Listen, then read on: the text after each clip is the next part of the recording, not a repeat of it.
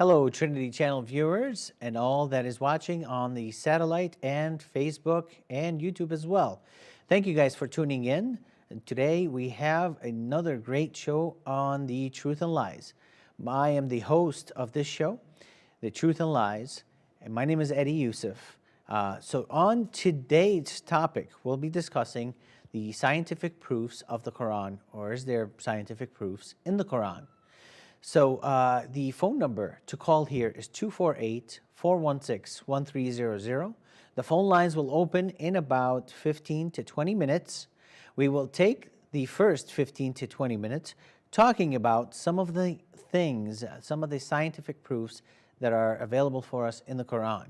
Of course, we will be on the Christian side debunking them, and we have with us Ahmed Nadir, who will, on his Islamic side, try to prove them or make sure that they exist. Also, via Skype, we have with us Brother Jay Smith. Each one of them, Nadir Ahmed and Jay Smith, will give us about 30 seconds to 1 minute a biography of themselves to tell us a little bit more about what they do and their ministry. Brother Jay, welcome to the show. Thanks, Eddie. It's good to be here. Good to be here. Go ahead and give us about a minute and tell us more about yourself and what you do. Great. Well, I have been working in Islam about maybe 37 years. I have been as an apologist and a polemicist for the last 25. I am now in the United States. I was 25 years in Britain, and that's where I would engage with Muslims weekly at Speaker's Corner, getting up on the ladder, taking on sometimes hundreds of Muslims at a time. It was fun. It was great. Now I'm back in the States. I'm not retired. People don't think I'm retired. I don't know why people do. But I'm still engaging with Islam, as I'm doing tonight with Nadir Ahmed. This is the first time I've ever met him, first time I've ever engaged with him. So I'm looking forward to this time, the next hour and a half at least. Nadir Ahmed, thank you for being with us via Skype as well. Go ahead and tell us a little bit more about yourself and tell us more about you and what you do. Sure. So my name is Nadir Ahmed, and I've researched a lot of the claims for the miraculous nature of the Quran. And I've come to the conclusion that the Quran is indeed a scientific miracle, but not only myself, but many other people as well. I've also looked at a lot of the claims for the alleged scientific errors of the Quran, and I've researched them, and I found them to be flawed at best. And so what I can confidently tell you tonight is that the Quran is a book which has no scientific errors, and there's many statements in there which scientists have just found out recently, but yet they were mentioned in the Quran 1,400 years ago. So that's what I've been researching. I've also had many debates and discussions. You can Google my name just to find them on YouTube. And this is the first time I'm meeting Jay Smith, so it's a pleasure meeting you, and I'm sure we'll have a very good, fruitful discussion tonight. All right. Well, thank you for sharing that. Now, before we get started, let's go ahead and share with us, with the viewers as well, and with the panelists, the time frame. Each one of us will have 4 minutes to speak. I, as a Christian, and Brother Jay, as a Christian, 4 minutes for me, 4 minutes for him. That would equal up to 8 minutes for Brother Nadir. And he will either share what he has to say or debunk what we are trying to say. And we'll keep everything on track as far as the topic goes. If any one of us tends to get off the topic, I will politely call you back to the topic at hand. Now, we'll come to Brother Nadir. On the last episode, or maybe the previous episode before that, Brother Nadir, I remember that you made a statement about Jay. And we invited Jay here per your request, because on that show, if you'd watch it again, you stated that you'd want him to come on the show so that you can discuss these things with him. So before we even get into the science of the Quran, why don't you go ahead and tell us a little bit more about that? Because I believe that you stated that Brother Jay had quoted or said that he had read or said that the Bible is corrupt. So let's go ahead and talk about that for a minute, Brother Nadir. Sure. That was inside the Shabir Ali debate. in which he went over the actual corruption of the Bible. J. Smith actually pointed out John chapter 8, verses 1 through 11, which he believes is not an authentic part of the New Testament. He talked about how the Bible was changed in that debate. And it's online for you to watch. Let's go ahead and give Brother Jay a chance to respond to this and provide a defense of himself. Actually, Nadir, you've done a whole video on just this very thing. I went and looked at it today, and I was fascinated. You quote me from October 15th, 2006. That's 13 years ago, where I said the video called "Is the Bible Corrupt?" And you put a clip on there for a few seconds of me saying that Muslims claim that we have corrupted the Bible, that we have changed, added, manipulated, and that we have taken it away. And then you're claiming that somehow in 2014, I changed my mind and I came out in 2014 with Shabir Ali saying, oh, actually, there are about 40 verses that probably are not found in the original Greek manuscript. And I referred to Mark chapter 16, verse 9 to 20. It's actually John chapter 7, verse 53 to John 8, 11. And it's 1 John chapter 5, verse 7. And you say, so either Jay is lying or he has changed his mind. Go back to that video again and look at the clip that you actually put in your video, Nadir. I don't say, very clear, it's not saying that I'm claiming that it was corrupted in that video. I'm saying Muslims claim we have corrupted it. And then I go right into and say, Muslims, be careful. If you watch the rest of the video, be careful about claiming that, because you're going to have to go back to your own Quran. You're going to have to go back to this book. You're going to have to go back to Surah 10, ayah 94, chapter 21, verse 7, chapter 4, verse 136, chapter 5, verse 46 and 47, and also verse 68, which says over and over and over again that the Bible is not corrupt. Be careful of what you claim, Muslims. That's what the whole video was about. Now, what you didn't do also, you didn't go back and look at the very next month. If you look at another video I put up on November 17th, 2006, almost a month after the video you're quoting, that whole video is on those variants. I talk about those variants. Why did you look at that video? I referred to Mark 16, verse 9 to 20. This is in 2006 I did this. I referred to John 7, 53 to 8, 11. I referred to 1 John chapter 5. Go back and look at your material before you start saying that I have lied or that I have changed my mind or that I'm not honest. Please, please, please, don't quote that anymore. Now, and what I would like you to do, Nadir, so now you have seen that you have misquoted me, you have misquoted that video, you have basically besmirched my name. I want you now to go put up another video after today saying that you were wrong, that you actually misquoted me on that video, that I did not change my mind between 2006 and 2014. I have always said that there are these variants. We are very transparent about that. What I said to Shabir Ali and everybody else there in the debate in 2014 was nothing new. You should have known that. Be careful what you throw at me, because I'm going to throw it right back at you. But I really would like you now to go and correct that. And also tell your viewers that you were incorrect on that video. Would you do that, please, for me now? No, absolutely not. I think I was right. I think what you're doing is you're playing with words here. You said John chapter 8, or the whole story of the woman caught in the act of adultery. This is not an authentic part of the New Testament. Do you agree with that? Absolutely. We don't know if it is or not. I have no idea. No, What we're saying it's not found in the earliest Greek manuscripts. Okay, it's my turn. But It's my I've turn been to saying talk, that Jay. since 2006. Where have I changed my mind on that? Brother Jay, you asked the question. Let him answer it. Go ahead and answer it, Brother Nadir, and then we can get into the topic. Let's get to the topic. I understand. No, before we go on, please, before Eddie, something- are you aware of the fact I've always said this? Are you aware of the fact that I said it a month even after that debate you're quoting? Nadir, What's that was new to you. here? Why are you making these videos saying that I've lied?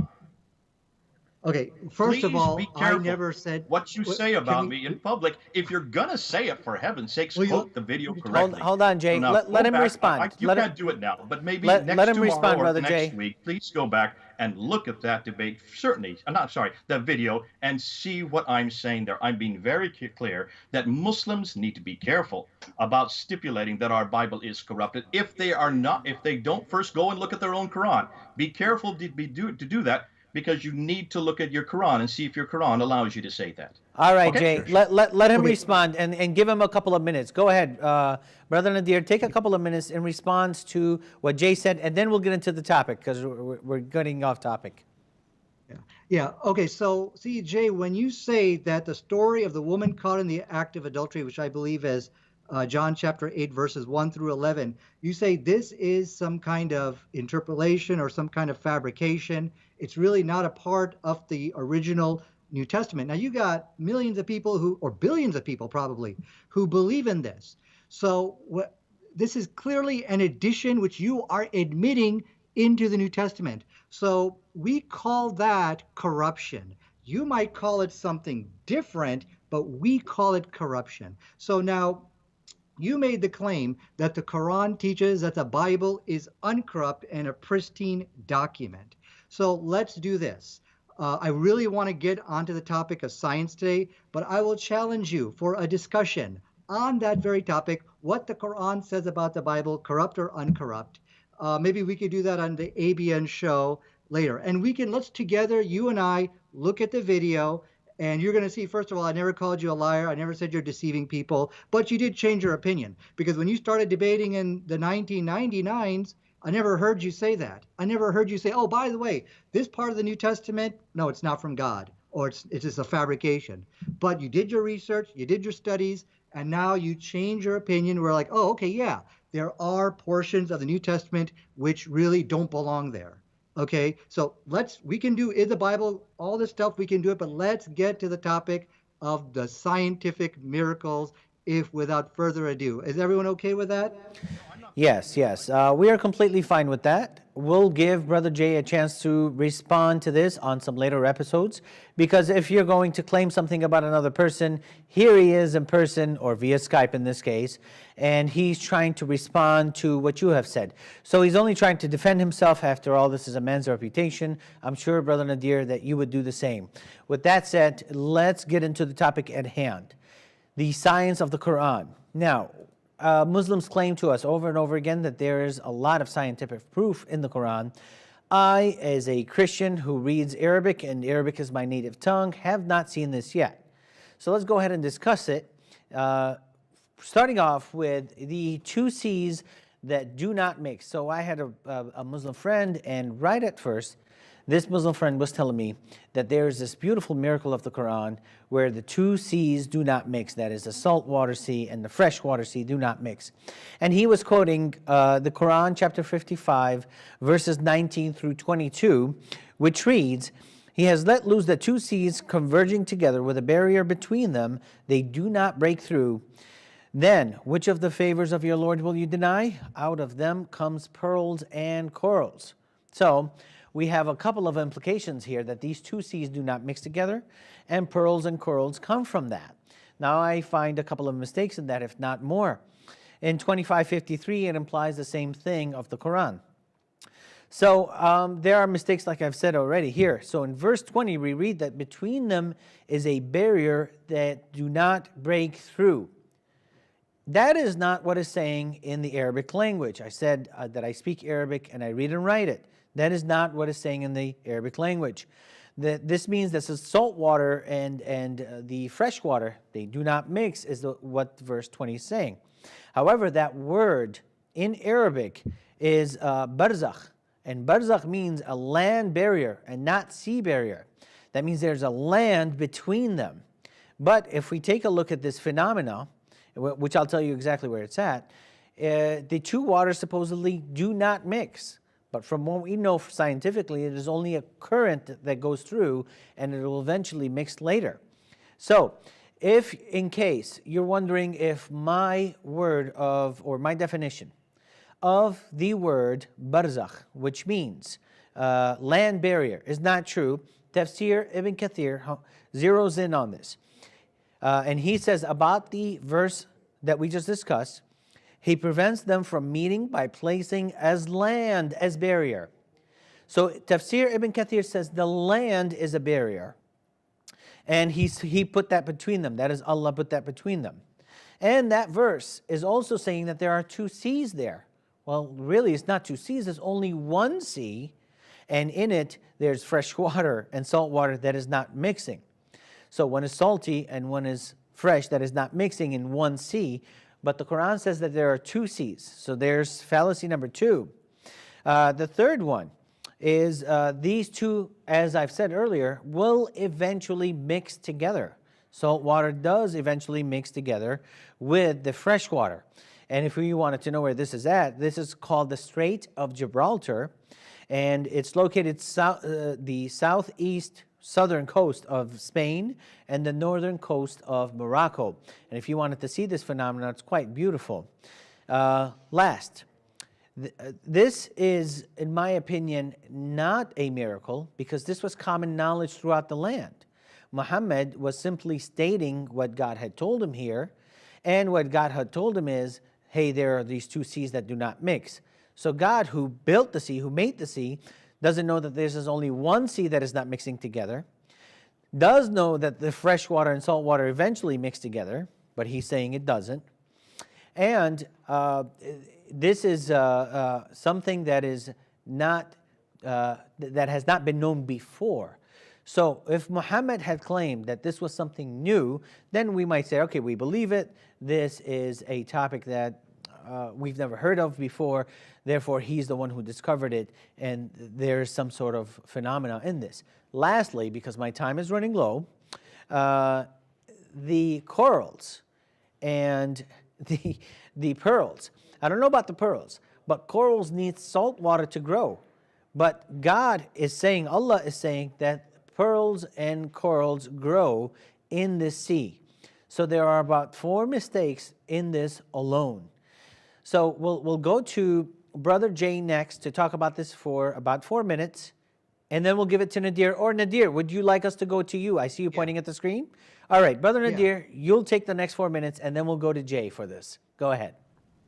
Right. So we're supposed to be having equal time here. So okay, good. So let me see if I got your 4 alleged errors. The first one is you're saying that it's mixing and salt water and fresh water is mixing. The second one, you're saying that the barzakh is talking about a barrier, and then you're saying that something about coral only grows in salt water or something like that. Do I understand you correctly? Did I miss anything?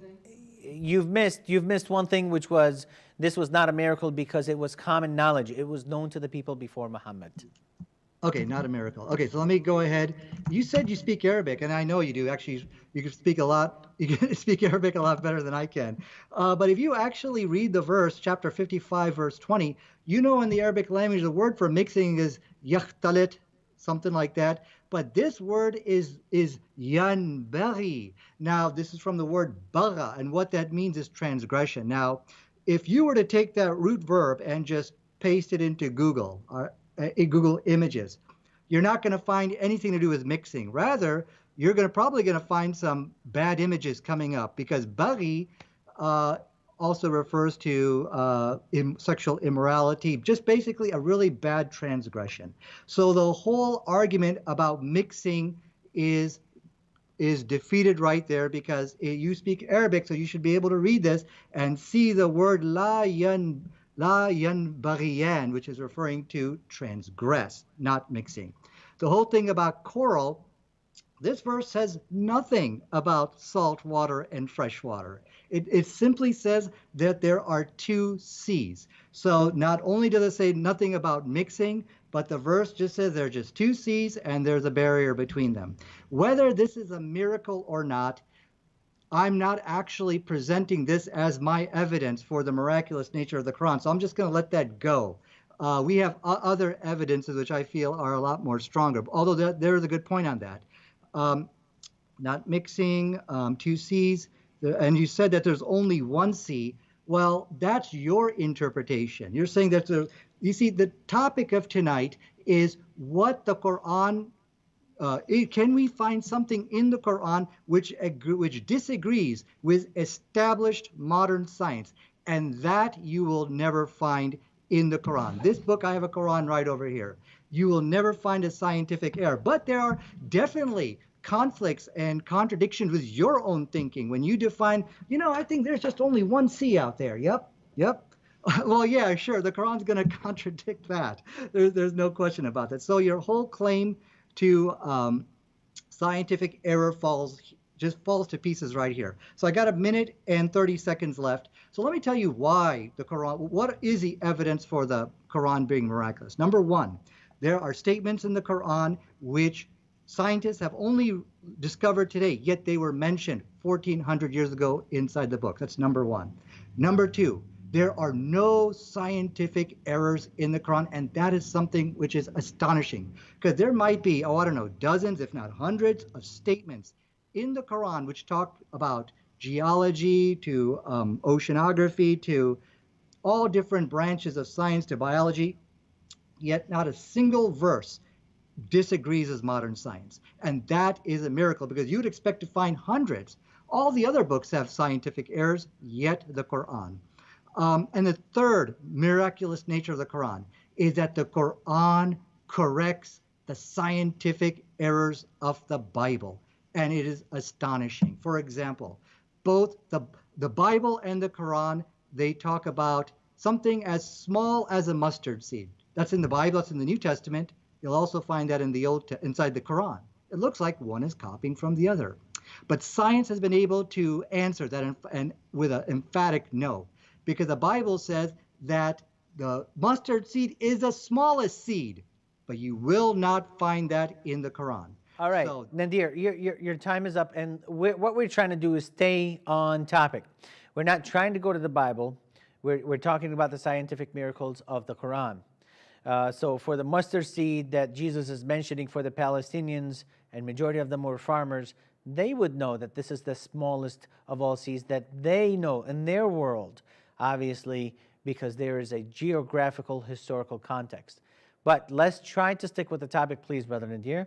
With that said, let's go ahead and give it to Brother Jay in response to what he said, or you'd like to bring some of the scientific Quranic errors yourself. Brother Jay, go ahead. Yeah, it's been terrific. Thanks very much. It's great. This is the first time I've ever had a discussion or a debate on this very topic, looking at the scientific proofs in the Quran. To find out more of what Nadir was coming from, I went and looked at his video today. He goes, if you look on his video from 2008, and I would encourage all of you to do it, he looks at 8 different scientific proofs in the Quran that shows that the Quran must be from God, because every one of these 8, nobody could have known about them before the 7th century. Absolutely nobody. He went over and he just stressed that point so much. And this is proof that Muhammad could not have known this. Therefore, only God could have given him this. And that's why this book is from God, he says. Now, what I like to do is just go right through every one of those 8. This is the first time I've seen it. I've only had today to look at it, but I can see so many problems because these are the same things we used to get at Speaker's Corner. Let's start with the first one in chapter 16, verse 68, Surah 16, verse 68, and he talks about bees, that the feminine form nahla in Arabic is used, and because it's feminine form, therefore Muhammad, we now know that the working bees are all the working bees are feminine. Really, the male bees are rather useless. They don't do much at all. And so how could Muhammad have known the sex of the bees to have known this? Well, the answer is very simple. And Eddie, you can help me out on this, because if you take a look at the word nahla, it is always feminine. It has always been feminine. When you're talking about bees, you can only use feminine. If you're bringing in a human into it, then you bring it into the masculine. But because of the fact it's bees, it will always remain feminine. So this is nothing a miracle. It's the only thing that, not Muhammad. I don't think Muhammad had anything to do with the Quran. We can get into that in another debate. Whoever wrote the Quran using proper Arabic would have only used this one word. This is not a miracle. Listen, in Isaiah chapter 7, verse 18, you also find that bees are referred to there, and they are devora. That is also feminine. So Isaiah, writing in 800 BC, that's a good 1,500 years before Muhammad, Muhammad had nothing to do. Before the writers of the Quran also used the feminine.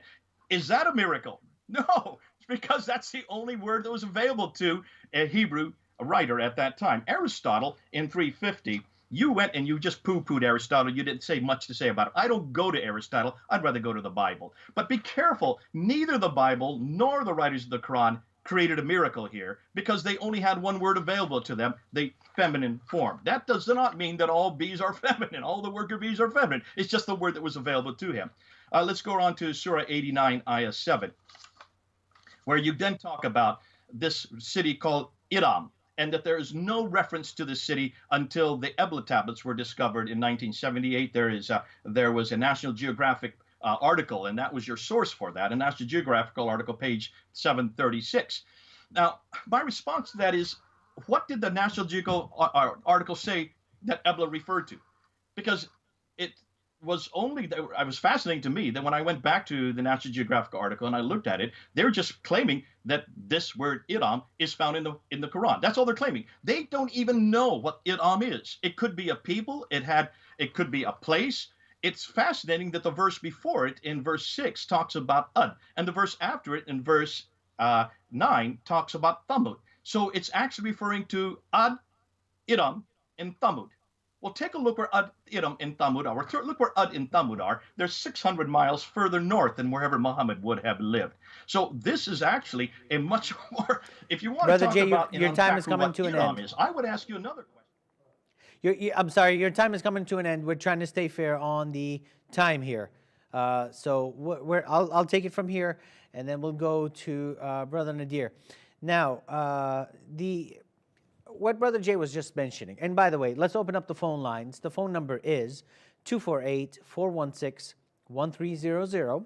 We'd like to take your questions, and if there are any Muslims that would love to challenge us on what we're saying, or any Christians that would love to challenge Nadir on what he's saying, please go ahead and give us a call, and let's see how we can answer it or help you out in any way. So if you have any comments, objections, any questions, go ahead and call us. So about the bees, Brother Nadir, what Brother Jay was just reading is in chapter 16, verses 68 through 69. And he's right about the feminine saying as bees. Not only is it bees known in the feminine, excuse me, but also the namla, which is an ant.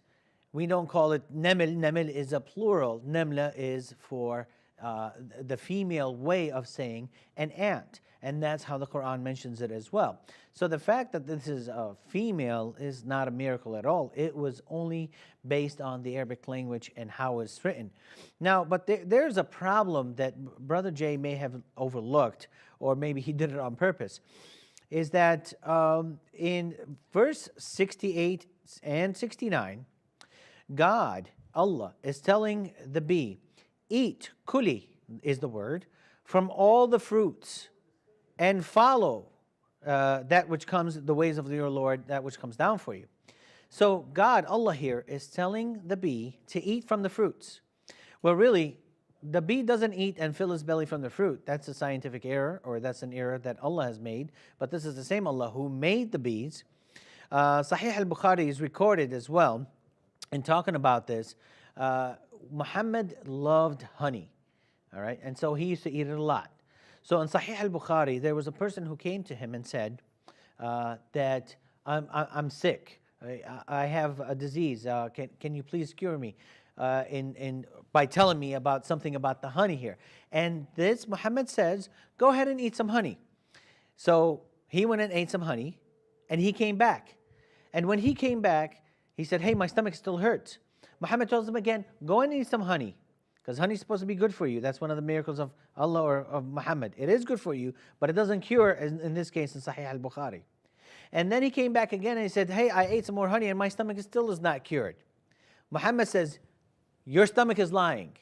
And after he said, your stomach is lying, this person out of fear said, you know what? My stomach is now cured. Thank you for telling me the honey. He recovered. Thank you for telling me about the honey. And he recovered. This is Sahih al-Bukhari, 57:15. All right. Another one, which is Allah claiming that bees eat from the fruit that I mentioned earlier, when in fact they don't eat from the fruit, they eat nectars. They eat from the nectars, or they take from the nectars, they collect it, and from the nectar of the flower, and they spit it out into their hives. They actually vomited it out. So Allah made a mistake with this, and by saying go ahead and eat from the fruit, when in actuality they have nothing to do with fruit. They're just going and collecting nectars. And if we have any calls, which I believe we have a call now, if we have any calls, I will pause either one of us that's talking, or all three, any of the three of us is talking. So we have a call now, and it's from Brother Alex. Alex, who is your question for, if you have one, or if you have a comment or objection, go for it. Oh, hi. A question for Nadir. Can you hear me? Can you please speak louder? Hi, my question is for Nadir. Can you hear me? Yes, we can hear you. Go ahead. What's your question, brother? Okay. So, the question is for Nadir. It's Surah 27, the Ant, verse 18. It says here, then ants are speaking. Now, he said, "O ants, enter your houses, that the Solomon and his host may not crush you while they don't know." So, could you please explain me in that situation that what's going on here when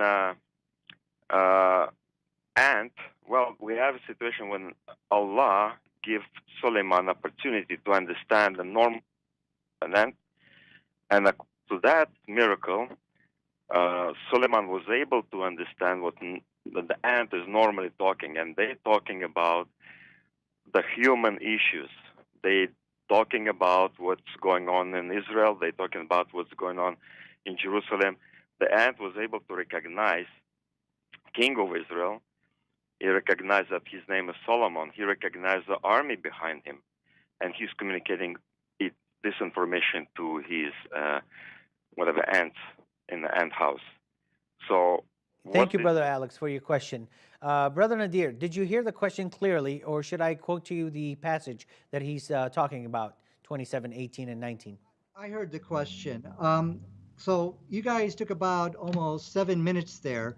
I have to respond now to Jay, and I got to also respond to you. And I think we agreed that we were going to have equal time in this discussion. So Eddie, I'll just ask that you please keep track of the time. Now, I think one of the problems here is, Jay, you're going back to some debate I had on 2008, and that's fine. We can definitely talk about that. But the evidence which I am presenting today for the miraculous nature of the Quran, and this is not off topic, this is a miracle, I'll explain it to you, show you how it's relevant, is that if you look at the scientific errors in the Bible, why are they not in the Quran? Like, for example, the mustard seed. So we find this time and time again where if Muhammad is not a true prophet, that means he was copying from the Bible. It has to be, because they talk about the same thing. But take example for that mustard seed. If he was copying that analogy, the Bible says, and this is the smallest seed, or I'm sorry, it's as small as a mustard seed. And the Quran says, and here's as small as a mustard seed.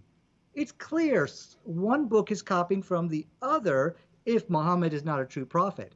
But the fact that the scientific error that the mustard seed is the smallest seed which you plant in the ground, that's missing from the Quran. That's the miracle I'm presenting to you of why we say the Quran is a scientific miracle. Now, that's just one. You can say, okay, Muhammad got lucky. That's fine. But when we see a continuous chain of this, okay, of the scientific errors being omitted, we got to start asking that question. So we're going to ask Jay Smith to comment on that just a second, but let me go to Eddie, and it looks like I'm debating both of you here, and that's fine. Eddie, you said that bees don't eat fruit. Let me ask you a question. Did you ever Google that? Do bees eat fruit? Just a quick yes or no question. Yes, I've Googled it.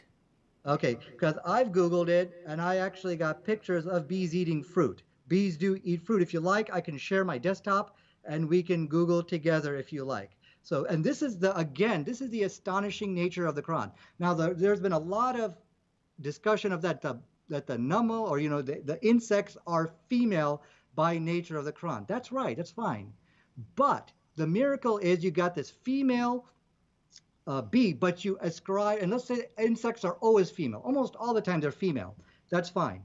But you ascribe the correct role to that female bee. So there's a huge probability of getting this wrong. So now let's read the verse together, and let's see how many scientifically correct statements we're going to find in there. It says, and your Lord inspired the bee to take yourself among the mountains, houses, and among the trees.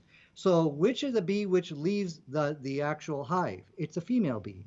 There you go. It gave the right role. So the bee female is constant. That's fine, but ascribe the right role. Then it goes on.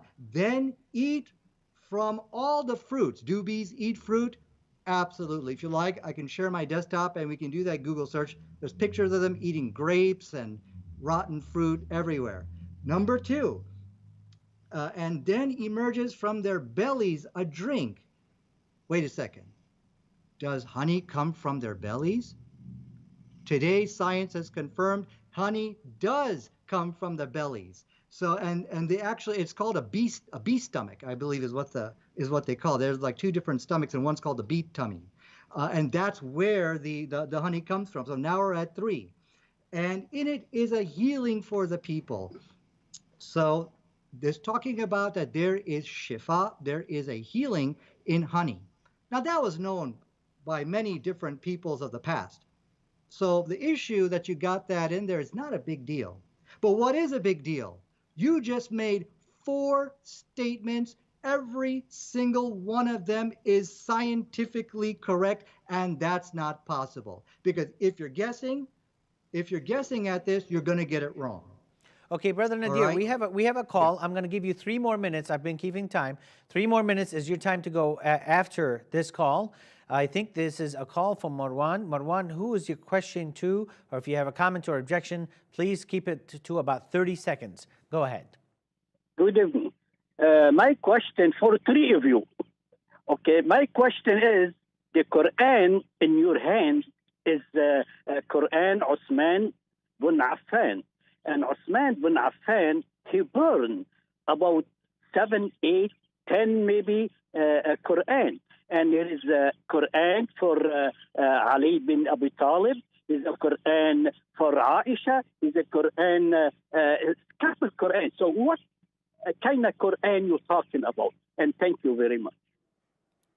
Sure. Brother Nadir, I'll let you go first. Take about a minute answering that, and then Jay would answer that, and then I would answer that for about 1 minute. Then we'll get back to you for the rest of your 3 minutes, for the rest of your time.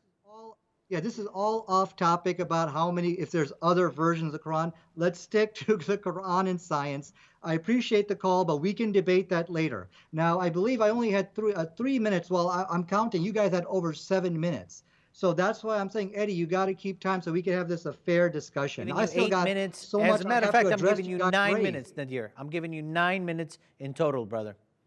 Let's start keeping time. 4 minutes, 4 minutes. So let me do my 4 minutes and then give each person a fair amount of time. Okay, so now, let me start my little clock here. Okay, so this is 4 scientifically correct statements. You cannot make in the desert 4 scientifically correct statements without any scientific error. That's not possible, okay? Now, some people may say, okay, well, honey was known, maybe by different groups of people back then. Well, yeah, that's true. But if Muhammad is copying from some other source, that's a very dumb thing to do because you're going to get caught. You're going to copy those scientific errors into your book.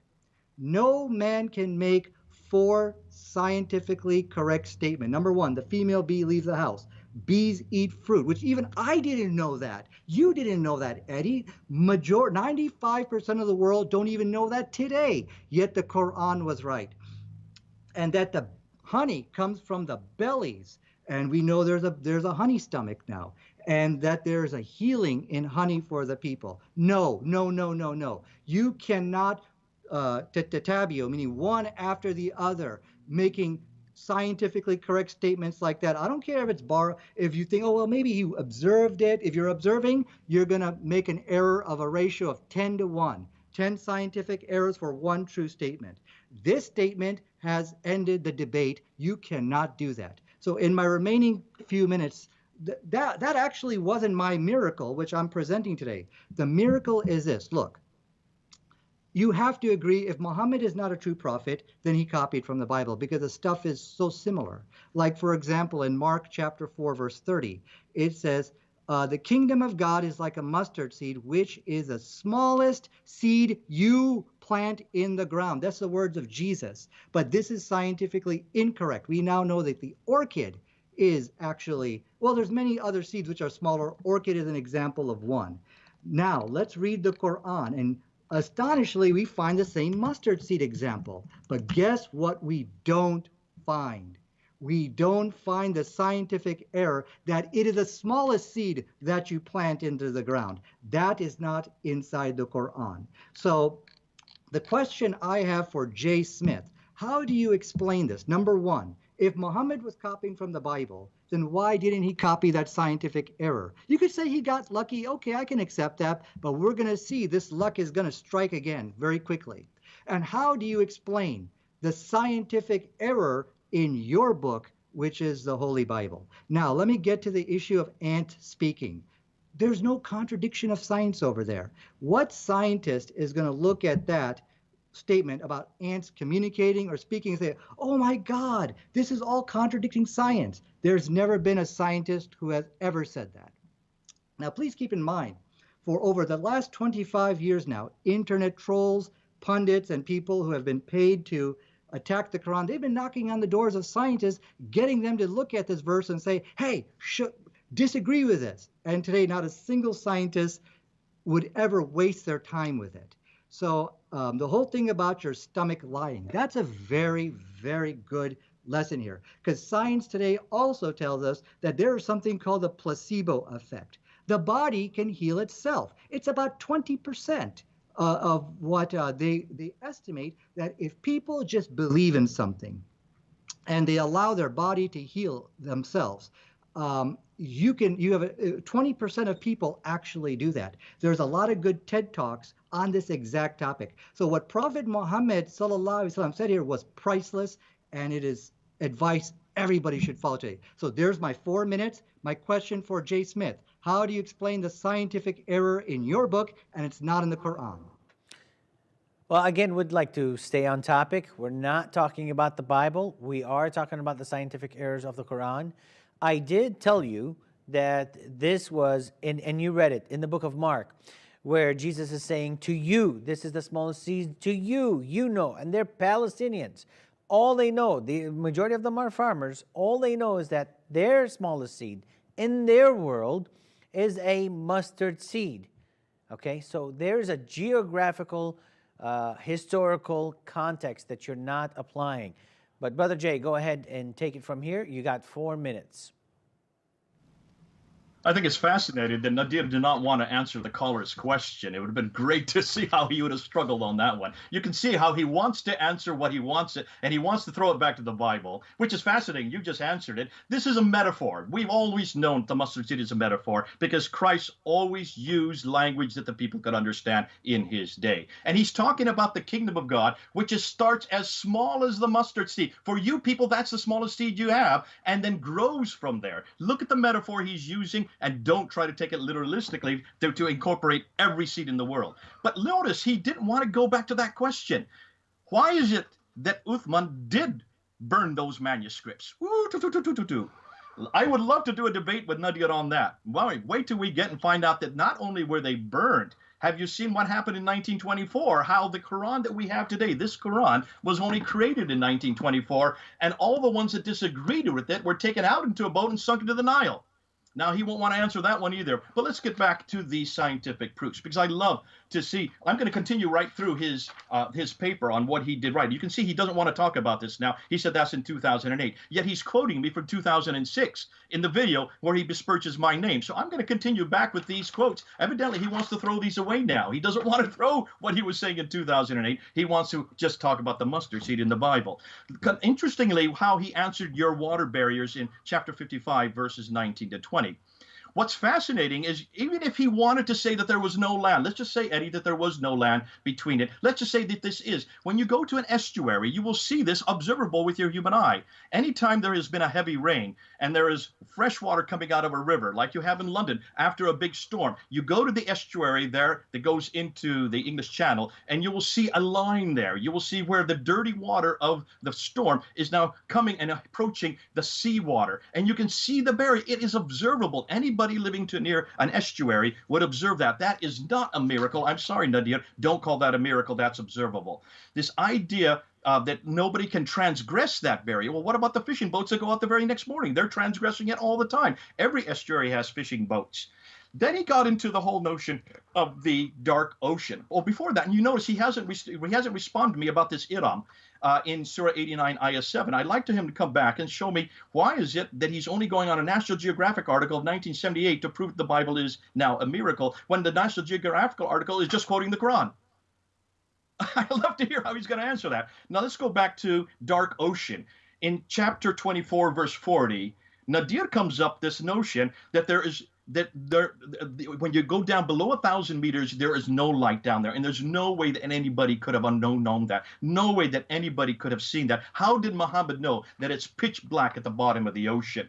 I wish you had done a little bit more homework on that, Nadir. Actually, it's quite well known. It was well known in the 2nd century. You have Rabbi Meir, who actually refers to the fact that Jonah and the story of Jonah, the whale went so deep that he had to use lights from his eyes. Now, he was saying it was like he would have to use lights from his eye to be able to see where he's going. It is so dark, it's pitch black down there. This was also repeated by Tarfon in the 2nd century, and it was then edited by Pirkei de Rabbi Eliezer, which is fascinating because these do predate the Quran by 5 centuries. I would even say 6 centuries, but we won't get into that debate tonight because that's one I can see you can't handle because you don't want to even talk about what that poor man who asked you that question earlier. So I want you to answer that. Do you really believe that the Quran is the first one to find that to delineate that there was absolutely pitch black at the bottom of the ocean when you have these references that predate it by 5 centuries? I also want to talk about your idea that Jerusalem is the lowest the lowest point on the earth. Do you really believe Jerusalem is the lowest point on the earth, as you said in your video in Surah 30, Ayah 20, Surah 30, Ayah 2? Your time is done, Brother Jay. Let's go ahead, and I will take the next 4 minutes, and then we will go to Brother Nadir for 8 minutes. We're just trying to keep track of time. Once again, I want to remind the callers to call us at 248-416-1300. And Brother Marwan's question was actually good in dealing with this topic because we have 114 chapters today, but before it was 116. Before that, it was 111. I mean, which one is it? There are missing verses. The breastfeeding of 10 times and then reduced to 5 times. The stoning of the adulterous women. So there are a lot of verses that are missing, and we know that from the hadith. But back to the ants, which I love so much that I think Alex had mentioned. In 27:18 through 19, at length, here's what I'm going to read, at length from the Quran, when they came to the valleys of the ants, one of the ants said, "O ye ants, get into your habitations, let Solomon and his hosts crush you underfoot without knowing it." How did that ant know, as the caller said, that this was Solomon? How did that ant communicate, since they only communicate with pheromones and chemical smells? How is this a miracle? To what purpose is this serving? I mean, to know that the animal speaks? I mean, this is only in one ant. How is it only this one ant that spoke, and there were like thousands of ants if they are right within their inhabitation, as the Quran is saying? Not only that, if you read that chapter, maybe 2 verses before, like for an example, in verse 17, mentions that Solomon had soldiers of jinns, of men, and of birds, and they were all marching in rows. Jinns are demons, like the shaitans, men and birds. So here, if jinn is evil, Solomon had them as soldiers. So that must mean that Solomon controls evilness. We must exercise Solomon. Verse 19 says the Hopi bird, which in Arabic is al-hudhud, he's missing, right? And he's missing, and Solomon notices that this bird, which I have no idea how he notices, that this bird is missing, and he's saying that his punishment will be severe if he's not here, or if he doesn't show up, in verse 22. And then the bird shows up all of a sudden, and the bird has this amazing intelligence. He finds this woman that had a great throne, and she was a great ruler, and he's telling him everything about this woman. And even if we read the tafsirs about this, it's really quite funny how all this is coming together. But from the ants to the hudhud, to the bird who's speaking, not only is he speaking, he's giving out an opinion about this woman and her throne. I have no idea how he knew that. And we know scientifically do not operate like that. They speak through pheromones and, like I said, chemical smells. How did this all take place, Brother Nadir? I want to understand, and scientifically. And not only that, after you're done explaining it, if you could, how is this important to us? For us as non-believers, for us to believe in God, how is this supposed to help us believe in God and in the last prophet? I'll give that to you. You have 8 minutes. Yeah, thank you. But if we could, Brother Eddie, we should just do 4 minutes each person because I wanted to make sure I respond to Jay. So Jay is pointing out that I'm running away from a lot of topics. That's absolutely true. I don't want to talk about Uthman burning manuscripts. Let's debate that in the next discussion. I don't want to talk about my debate back in 2008. I mean, this is all good stuff. We can talk about it. The thing about the deep, dark sea, that someone actually said that in the bottom of the sea there is no light. I don't know of any reference for that, but these are all good topics. But the topic, I mean, really what we need to be discussing is you need to show how Prophet Muhammad was able to make 4 scientifically correct statements back to back to back. There should be a scientific error ratio of 10 to 1 at least. If you're doing scientific work, if it's research, if you're copying from somebody, there's got to be a 10 to 1 ratio there. The issue here tonight is, oh, look, the Quran got that there's a healing in honey, that's scientifically correct.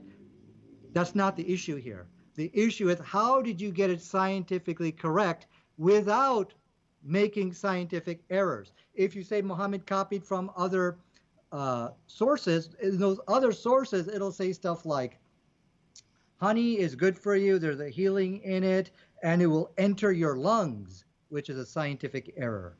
You see, this is my point. If Muhammad is copying this stuff, how is it that there's no scientific errors?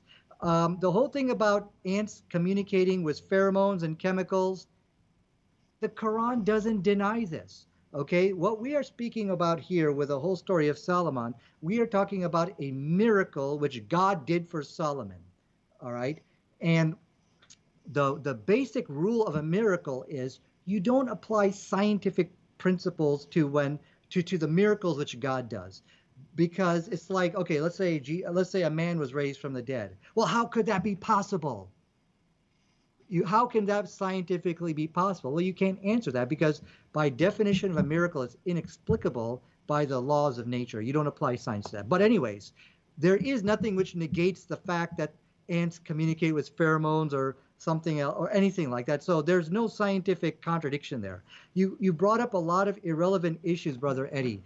Like there are things which are quite funny inside the Quran. Well, saying that the mustard seed is the smallest seed is actually can be ridiculed as well, Brother Eddie. So I think you need to look at your own book first here. You ask questions like, how is this important to us? We can definitely talk about it. It's talking about the great majesty and the kingdom which God bestowed Solomon and the significance of that, but that's off topic. The miracle which I'm presenting for you guys tonight, take it or leave it. You got these scientific errors in the Bible. Why are they not in the Quran? Now, you guys did raise a good point. You said this is a seed which you did take up 5 minutes, Brother Nadir. You did take up 5 minutes, and we do have a caller. His name is Ijaz. Ijaz, go ahead. Who is your question to, if you have one, or if you have any comment or objection, who is it towards? Take 30 seconds, please. Thank you. My question is towards Brother Nadir Ahmed. Assalamu alaikum. And for the charlatan J. Smith. The Bible in Matthew chapter 13, verse 32 says, Ho mikrot one, men estin panton ton spermaton, which means the smallest of all the seeds in the Greek. How does Brother Nadir Ahmed coalesce this with what the Quran says in Surah 95, Ayah 1, where it speaks of the hepatoprotective effects of olive oil with the fig and date palm fruits, where it strengthens people that are weak with chemotherapy. On the one hand, you have the Quran giving you scientific evidence for something which heals you, and on the other hand, you have a major blunder In the New Testament, we got in Pantone, that's Greek for all the seeds. Thank you. Have a good night. Okay. Thank you for that. I think this was a praise report in 95:1 by the fig and the olive. This is where Allah is swearing by the fig and the olive. I didn't understand the rest of his question because it was hard to hear. So maybe through the Trinity Channel app that we have on Facebook, you can post your question there, and then we can read it and see what it's about. But I'll go ahead and give it to Brother Jay since Nadir's time is out. Go ahead, Dr. J, and take 4 minutes discussing whatever you'd like about the topic. Yeah, I'd just like to answer Ijaz very quickly. I don't think Ijaz was listening when we said this is a metaphor, therefore do not try to put a literalistic interpretation on the mustard seed. About his reference in Surah 95, Ayah 1, the fig, the olive, and the by Mount Sinai, by the city of security, and according to my Quran, that says Mecca. Boy, I'd like to hear Ijaz try to understand that there was no Mecca at the time the Quran was written. There was no Mecca. I'm sorry, at the time that Muhammad was living. There was no Mecca at the time of Uthman that we know of. The earliest reference we have for a city called Mecca is not till 741. Muhammad died in 632. How does he answer that? I'd love to know. This is Ijaz Ahmed, who is from Trinidad, who was supposed to have debated me, I understand, back in Hong Kong in November. Now, let's go back and let's continue with what I'm saying. Nadir asked, and he said, where are there any errors in this story about the bees? I'll give you two right now. Just look and see. It says it must go and eat fruit. Now, I want anybody who's listening, some bees can eat fruit. That's true. But is that what bees eat, or do bees eat the nectar from the flowers? So already there is one error. If that's the only thing that the Quran says the bees eat is fruit. Now, I'm taking your same logic and putting it right against you, Nadir. You're taking a little bit and you're expanding upon it. I'm taking a little bit and expanding it upon as well. So what you're saying is the Quran does not realize that actually bees don't eat fruit normally. They can, but they normally eat the nectar from flowers. There's the first error. The second error is that this honey that is produced comes from the stomach of the bee. I want anybody to look and just Google this. I just Googled it. Everyone that I Googled said that honey comes from the honeycomb that is brought by the bees into the honeycomb from the nectar of the flowers. It does not come from the bee's stomach. That is a metaphor again about the honey stomach. It is not produced there. So I would love to know where Nadir thinks that this is a real error. This is a glaring error. Now let's continue on, because I would love to get through these things that Nadir now wants to run away from. He still hasn't answered the question about the dark ocean. Please answer that in Surah 24, Ayah 40. How is it that the Quran is a miracle because it knows that there's darkness at the bottom of the ocean? You said you don't know who this Rabbi Meir is and Rabbi Tarfon is. They're from the 2nd century. If they could know this in the 2nd century, this was nothing new. It was nothing new. Therefore, even those who wrote the Quran would know that it's dark. Anybody who swims, I don't know if you swim or not, Nadir. I have swum many times in the ocean. The deeper you go, the darker it gets. It also gets very much pressure. That is observation. That is just logic, that it gets darker the deeper you go. Let me go to Surah 30, Ayah 2. This is another one I want to hear Nadir try to answer. But please answer about these things with the bee. Please answer about the dark ocean. Now please answer chapter 30, verse 2. Which talks, and you said very clearly in your video that the Romans the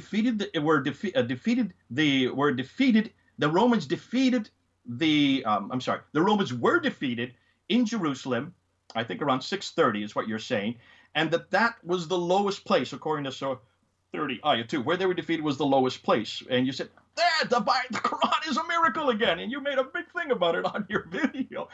The lowest place on earth is not Jerusalem. It's actually quite a bit higher than the Dead Sea. That is the lowest place. That is 33 kilometers away. Get your topography right.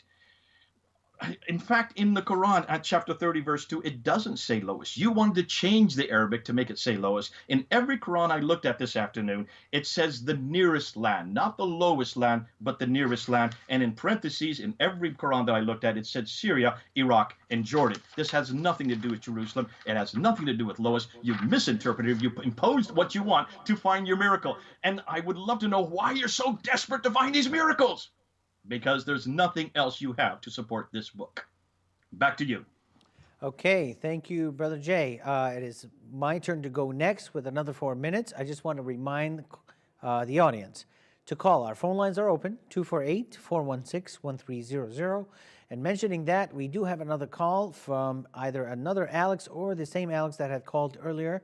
Who's your question, comment, or objection to? Please take about 30 seconds to do that. Go ahead, Alex. Hi, it's Sam Alex. I want to clarify a question I asked before. I asked Nadir about the miracle of talking ant, and the Quran is very specific here. It said that the miracle was that Solomon was able to understand normal talk of an ant. An ant is talking logically. An ant is talking like humanly. Do you think, Nadir, that an ant outside of your house knows you by name, could recognize your face, and could tell difference between you and your neighbor? That's what exactly Quran is implying. So that he calls miracle of the Quran, scientific miracle of the Quran, that's big, very big question. Could you please talk about it? Thank you. Thank you. Brother Nadir, take about 1 minute to answer that, please. And then we have another call right after, and then we'll get back to the topic at hand. Go ahead, Brother Nadir. No. Listen, guys, you promised me 8 minutes. You cut me off after 3. Then you gave it to Jay to speak for another 4 minutes. Come on, guys. I told you. Hold on, Nadir. I told you, brother. Take 8 minutes. You were like, no, I don't want to. I'll take 4. I mean, it's recorded. You can go back and watch it. Okay. When I give you 8 minutes, you say, give me 4, and then you accuse me of not being fair. Let's do this correctly. Answer Alex, and then we have another call.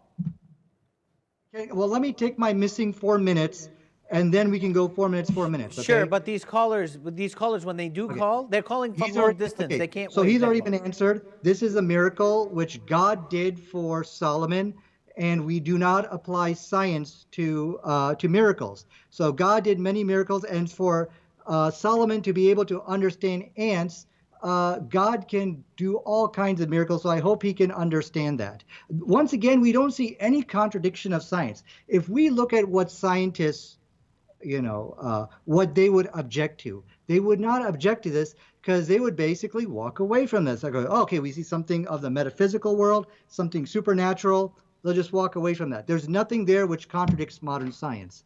Now, can I address Jay now? One more call that's on hold. This is from Joe. Joe, who's your question to, comment, or objection?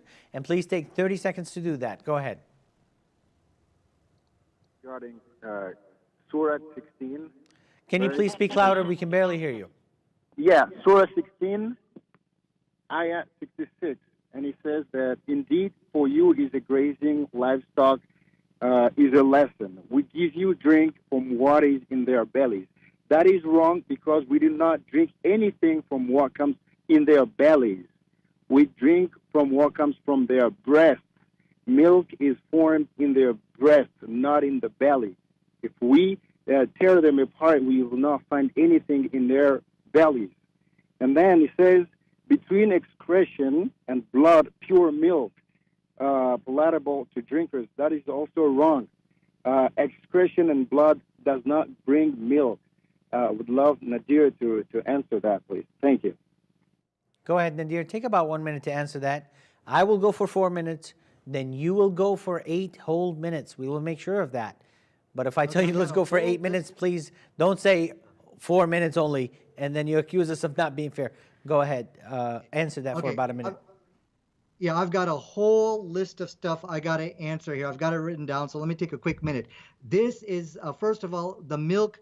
The caller actually has a scientific error. The milk doesn't come from the breast, okay? It comes from the udder. So basically how milk formed is exactly like what we see here in the Quran. First of all, they eat their chud, it goes to their stomach, and then it goes to the intestines. Remember, the Quran said between the farts, which is like excretion, it goes through the intestine, and then it goes into the bloodstream, and from the bloodstream it goes to the udder. Now the Quran said it's between the farth, which is like the excretion, and the blood. And we know that milk is nothing but secreted blood. So once again, the Quran is dropping hints. Hey, I know how this process works. So not only was it not a scientific error, milk doesn't come from the breast. It is as another astonishing uh, hint here that this author of the Quran knows how milk is produced because it went through the intestines and into the blood, and the Quran said between the feces and the blood. There's a good Google video on this about milk is nothing but excreted blood. Now, how you can't Nadir. look at this and say Muhammad could not have known any of this. He's dropping hints. Hey, I know how this thing works. Okay, thank you, Nadir, for answering that caller. We do have one more call so that we can finally get to the rest of the topic. This is John on the phone. Go ahead, John. Yes, I was just calling because the one miracle that it seems is being presented is the one that has to do with the bees. That's the one that's been brought up a couple times, and the stomach and so on and so forth. So I did go ahead and Google it, and it does say something about a stomach, but it's really not the stomach. It does say here, for when I'm looking at that, the nectar never gets into the bee's digestive system, which would be a stomach, but that it is in the esophagus, and then it comes back from there. So if it's being alleged that the Quran actually said that it is in the stomach of the bee, that would be incorrect scientifically. So that is a scientific error. If the Quran is saying that it goes into the bee's stomach, there is no nectar that goes into the digestive system of the bee in order to make the honey. And I'm looking at it right now online. Anyone can do that. Right. Well, obviously, we'll need a lot more research than just one Google search, but thank you for doing that.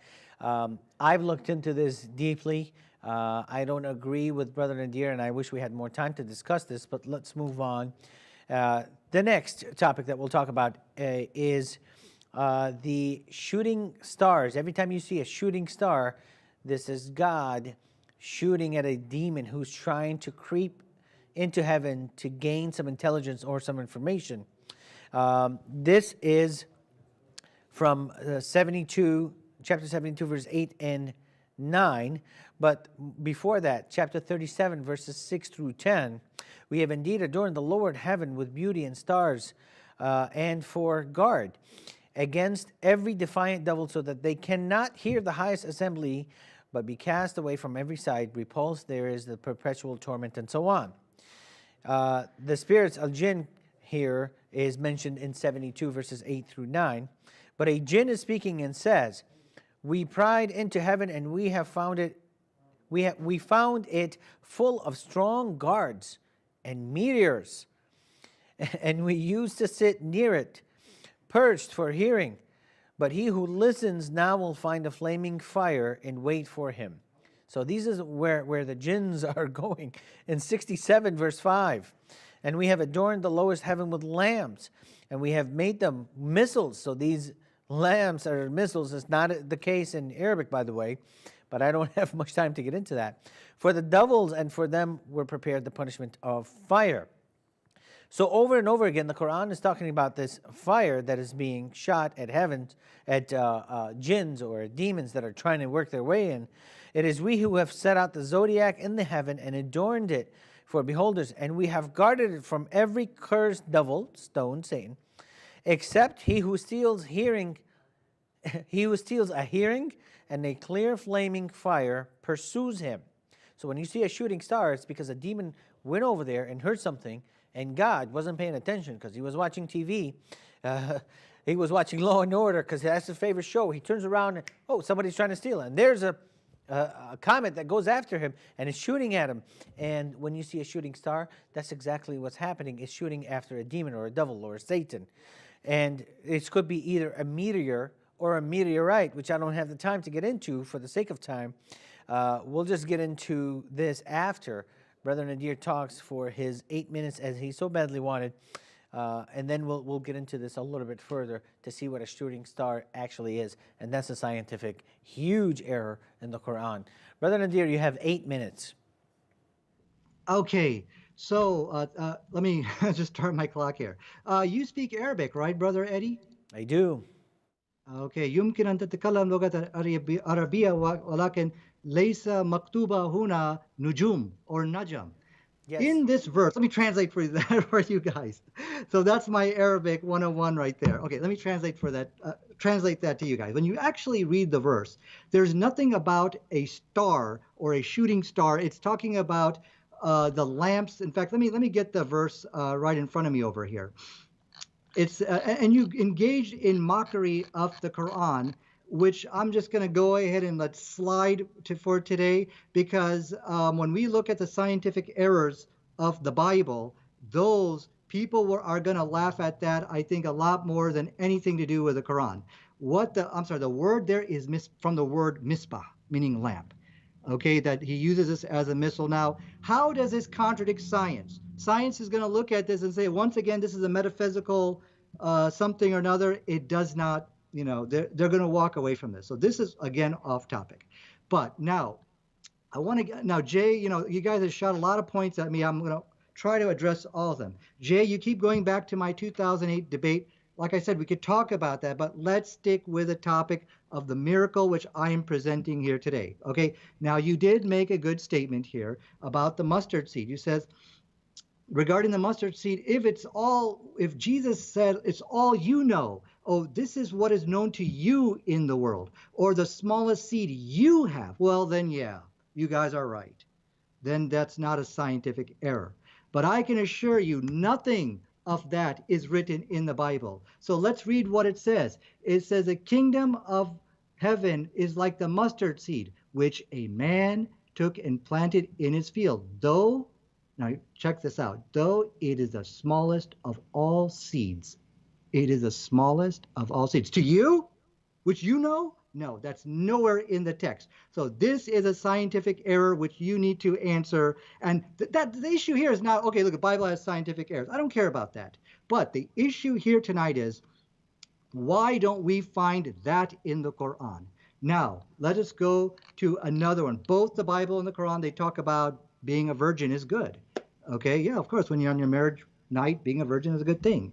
But the Bible says inside the book of Deuteronomy, chapter 22, verse 17 and 18, and they shall spread the garment before the elders of the city. And it goes on that if the elders of the city shall take the man and chastise him if she doesn't bleed on these bed sheets. It's talking about the virgin blood on the bed sheet. And then they should fine him 100 shekels. So, in fact, let me read verse 17. And behold, he has charged her with a shameful deed, saying, I did not find your daughter a virgin. But the evidence is this, that of the daughter's virginity, that they shall spread the garments on for everybody to take a look, which is like virgin blood on the bed sheet. This is a scientific error. Today, science tells us today there are many virgins who will not bleed on their marriage night because they might not have a hymen. Some women are born without hymens.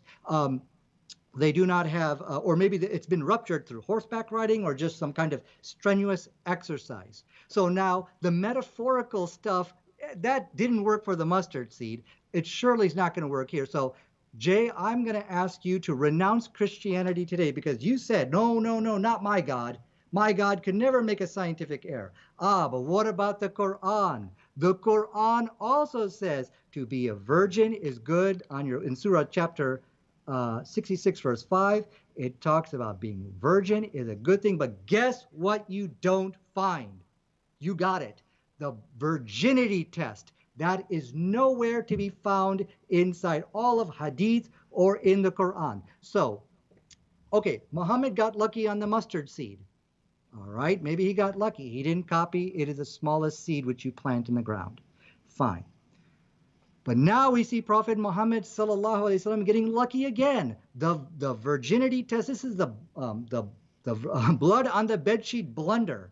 There is nothing on the bedsheet which can determine. There is nothing, period, which can determine a woman's virginity. This is what science tells us today. And guess what you don't find in the Quran? You got it, the virginity test. Number 3, both the Quran and the Bible, they talk about Noah's flood. The Bible speaks about a universal flood. The Quran also speaks about a flood inside chapter 25, verse 37. But look what it says. Well, let me go back. Why is a universal flood contradict science? because there's millions of species of animals, more than millions of species of animals out there. We're still discovering them today. So could you imagine an ark so big that you fit all these millions of animals? And then there's always the task of reintroducing them into the wild again, which is another big task.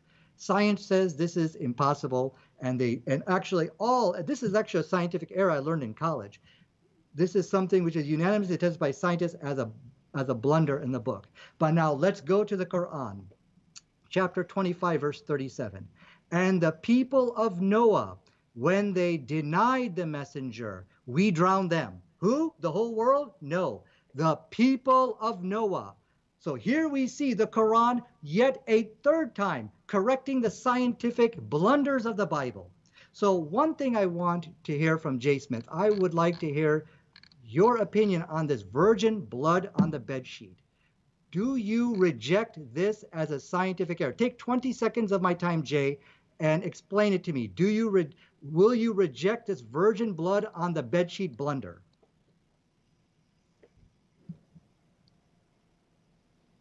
Jay, are you there? Are you asking me that right now?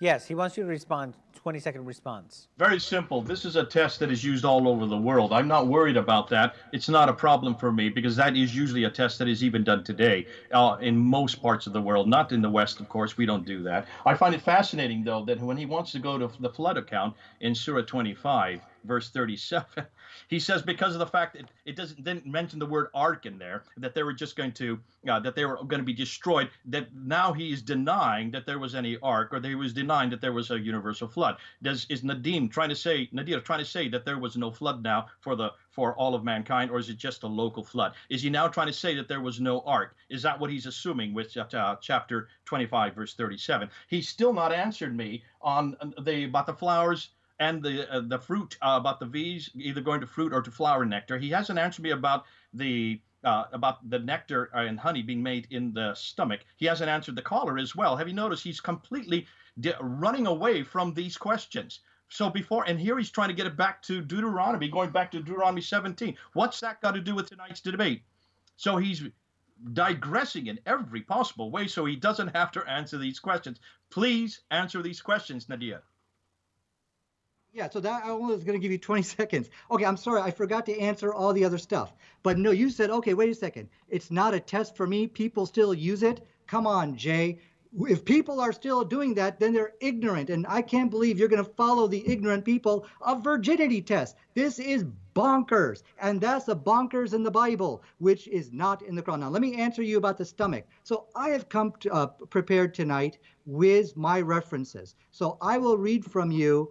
I believe, in fact, I put it in the text about the honey stomach. What the caller was talking about, he's doing this ad hoc something, and he was barely intelligible about something not entering the digestive system. The Quran never said it did. All the Quran said it comes from their stomach. Now, let me read from you the Guardian article, and can I share my desktop here real quick, you guys? In fact, let me go ahead and hit my little share, just so Jay can read this along with me. It does come from their stomach because, again, look, you guys don't know what I'm talking about to begin with, okay? You're just right now doing quick ad hoc Google searches to win the debate, but that's not going to work. We can't see that, Look Nadir. It's too small. It's too small? Yeah. Okay, this is from the article which talks about the bees and how they make honey from The Guardian. I put it to you inside the chat text. They store it in what is called the honey stomach, which is different from their food stomach. So like I told you, this is coming from their stomach, and that's what the Quran said. So this is what Science Today, I've given you my link, my article substantiating that. Now, there was also another thing. You're right, I'm not answering a lot because I'm being bombarded with so many points. You said, well, the flower nectar, that's what's normal. The Quran doesn't contradict that. Again, you have not answered, how did Muhammad sallallahu alaihi wasallam get it right 4 times in a row and corrected 3 scientific blunders of the Bible? And Nadir, I'm going to come back to you because I'm not going to let you go. No problem. It Jay. seems like, Nadir, it seems like we have lost the video call. We can only hear your voice. Okay, I think you went to desktop and did not bring up your picture again. Your video? Yeah. Okay. Sorry about that.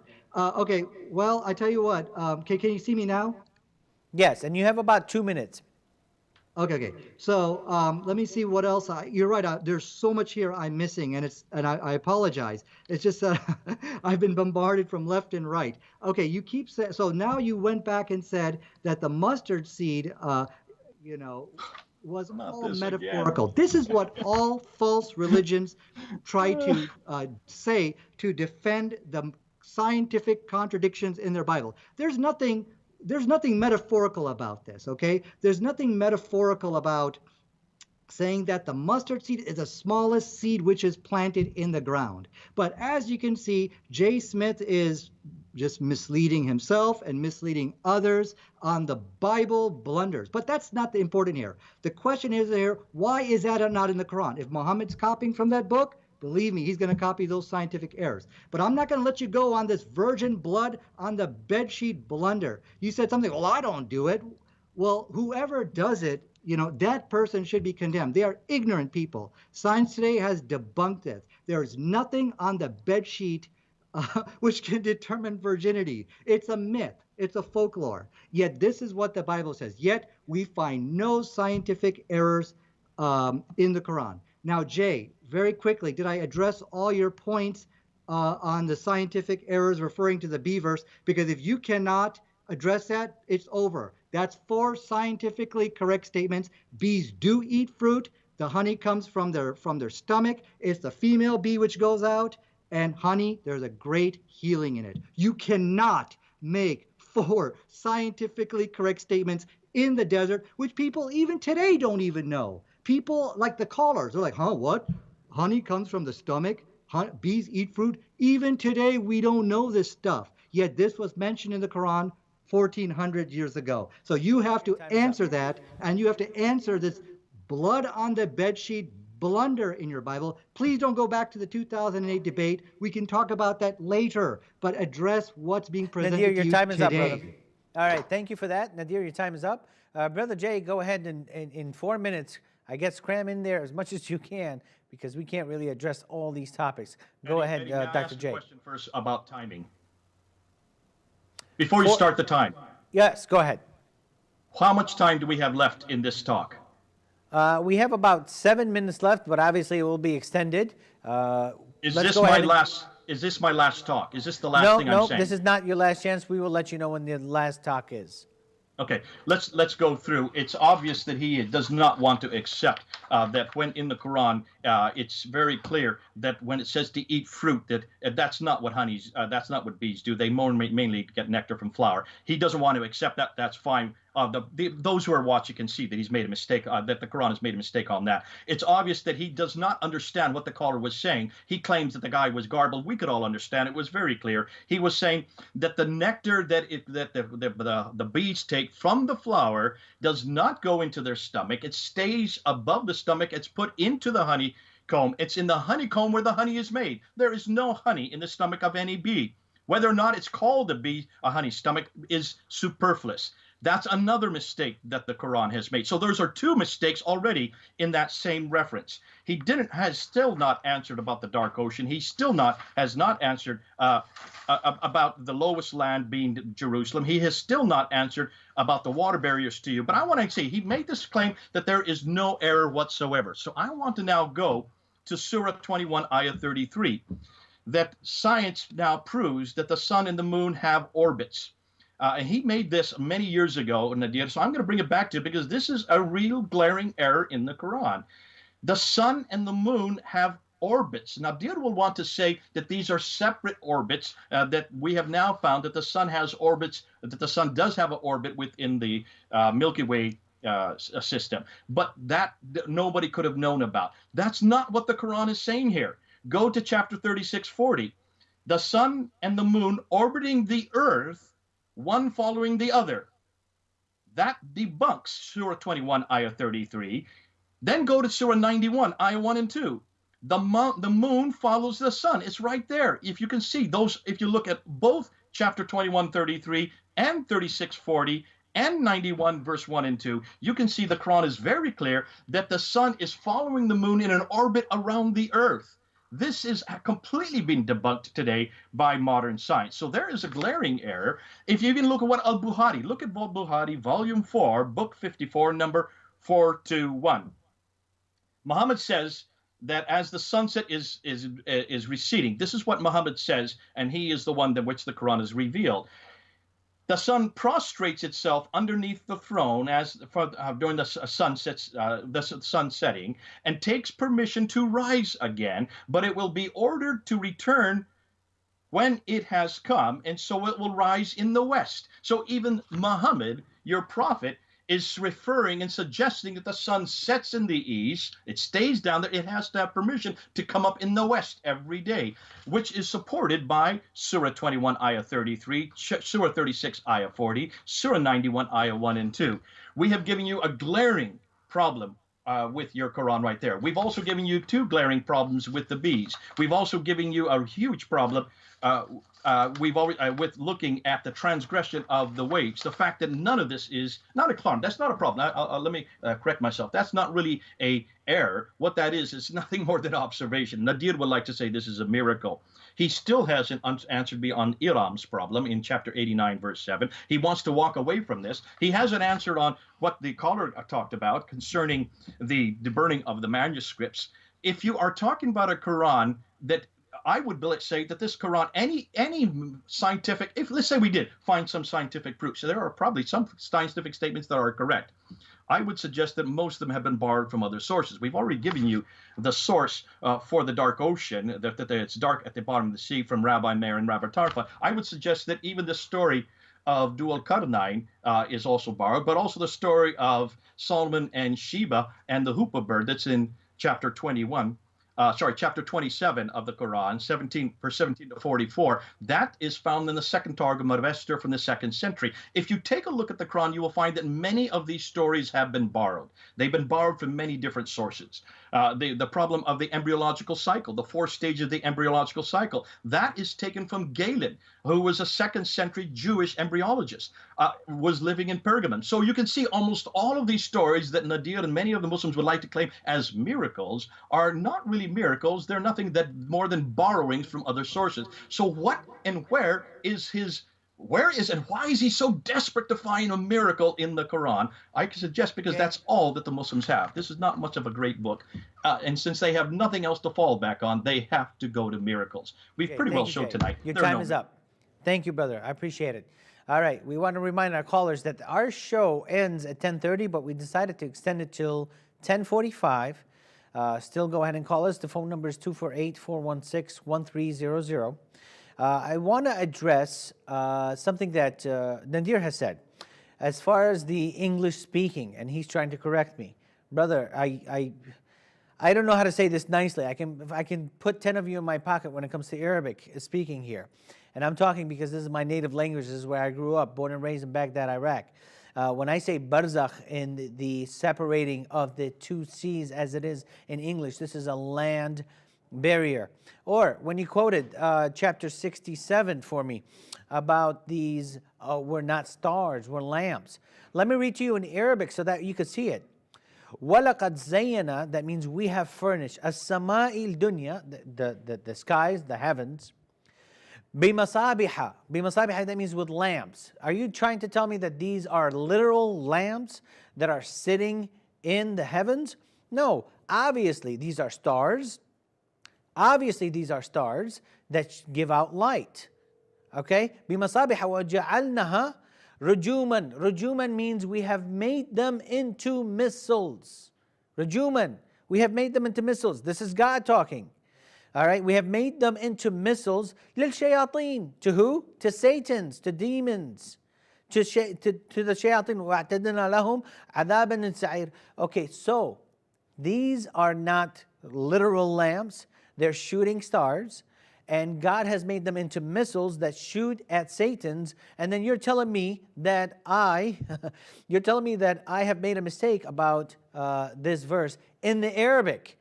So really, brother, I don't understand your logic. I think we have a call, and then I'll continue with my 4 minutes. That was 1 minute that I spoke to. Go ahead. This is Brother Daniel. Go ahead. Who's your question to, or comment or objection? And please take about 30 seconds and nothing more, please. Thank you. Go ahead. Hello, I got just two questions.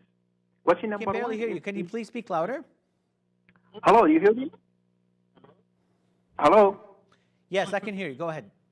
Yeah, in Surah 18, verse 50, how did the shaitan have children if he had only one who was kicked out? This is question number one. Question number two, in Surah 41, verse 11, Allah created earth first and after that heaven. But in Surah 79, verse 27, Allah created heaven first and after that earth. So which one is created first, the heaven or the earth? Thank you. Okay, that's a lot to take in. So I'll take 1850, and the rest, maybe Brother Nadir and Jay can take it as well. So 1850 basically says that Iblis was kicked out for not bowing down to Adam. I don't know why would God want him to bow down to Adam in the first place, but he did not bow down or prostrate himself, therefore he was kicked out. I don't know how to say this nicely, but we're going to go into the tafsir of 1850. Because we were talking about it, I had it up just from yesterday's study. Let me read this to you, and it is in Arabic, and I will explain it or translate it. Nadir, you said you speak Arabic. If we can please put them up on the screen as well. You said you speak Arabic. Correct me if I'm wrong. Stop me right away. Correct me if I'm wrong. All right? This is the tafsir al-Qurtubi for 1850. وقال مجاهد أن إبليس أدخل فرجه. What does that mean? أن إبليس, that means this is the name for shaitan. أدخل فرجه, that means he went into himself sexually. This is Satan. He went into himself sexually. في فرج نفسه, in himself. فبعد خمس بيضات. So Satan here had sex with himself, and he laid 5 eggs. Okay? فهذا أصل دريته or ثرياته. هذا أصل ثرياته, that means this is the beginning. This is how it originated. What that caller was saying is, how did Satan become more Satans or more shaitans? Because he was the only one kicked out. فهذا أصل ذريته.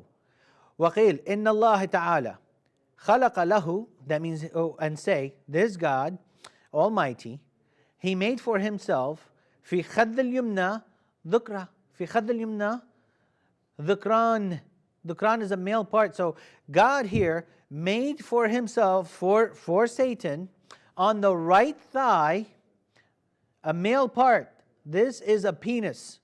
Okay? I'm surprised that I have to say it on the show. He made for Satan, on the right leg, dhukra, وَفِي الْيُسْرَى فَرْجَهَا, and in the left thigh, he made a vagina. This is how Satan brings forth kids. He claps his legs, and he literally has sex with himself. فَهُوَ يَنْكُحُ هَذَا بِهَذَا. يَنْكُح, do you know what that word means? He has sex. And then he has sex from this and this. فَهُوَ يَنْكُحُ هَذَا بِهَذَا. This leg with this leg, he merges them together and he has sex. فَيُخْرَجْ لَهُ كُلَّ يَوْمٍ, and then comes out, or then emerges to him every single day, عَشْرُ بَيْضَاتٍ, 10 eggs. Look at the imagination of Muhammad here. 10 eggs are laid every single day. يخرج من كل بيضة, out of each egg comes out 70 شيطانة وشيطنة, 70 Satan male and Satan female. Every single day, this is what happens. فهو يخرج وهو يطير, and as soon as he comes out, as soon as the shaitan comes out, he starts flying away. And this is the way that we have so many shaitans and shaitanas and so many jinns and so many demons, is because Satan literally has sex with himself. This is Tafsir al-Qurtubi. You cannot say no to this. This is one of the most trusted sources. Anybody who's listening, go to chapter 18, verse 50, and look at the Tafsir al-Qurtubi. And this is how it's made. But I believe I've talked over my 4 minutes, and even though I was just answering a question, I will give my time to Brother Nadir to answer the second question, and then we'll give Jay a minute to answer that as well, or to rebut what you've said. But go ahead, Brother Nadir. Can you hear me? Double the amount of time you guys are taking double the amount of time to speak. I've got all these things I got to answer. Come on, guys. You're only giving me 1 minute, or how much time do I get? To answer the call. The minute is just to answer the call, and then we will go to your time that's allotted to you for you to talk. But it's just to answer the call. What was the caller's question? The question was, how was it made in 6 days in one verse, or which one was made first, heaven or earth, as one verse says, or earth and then heaven, as the other verse says? Well, I don't know which verses you're talking about. Which one are you referring to? He had mentioned the verses, and I did not write them down, but I can get it from the text. I didn't write them down either. Go ahead and take your 4 minutes as you wanted to, and then we'll answer that caller as well. Okay. Before I begin my 4 minutes, I want to ask Jay just a quick question. Will you disavow the virginity test found in the book of Deuteronomy? Yes or no? About blood on the bed sheets. Just answer that, then I'll begin my 4 minutes. I don't go either way. I don't practice it today. Of course I don't practice today. So why should I? But it's in your Bible. Sorry, I don't follow the Old Testament. I follow Jesus Christ. That's a whole other debate as to what was happening in 1400 BC and what we follow today. I go to Matthew 5. If you want to go into that thing, I would love to debate you on that, because it's brilliant that you even bring it up. Why don't we go and follow the Mosaic Law, and why do we follow Jesus Christ? I wish you would, Nadir. You could really come on home. You could use an awful lot of good, solid logic, because almost everything that we need to follow today you can find in Jesus Christ.